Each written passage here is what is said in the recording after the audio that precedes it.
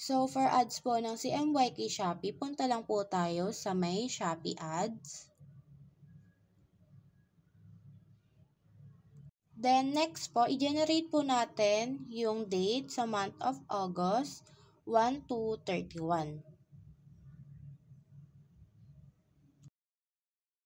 Sa ads po namin from August 1 to 31, ang expenses po namin is 47.2k and ang revenue naman po is 481.1k.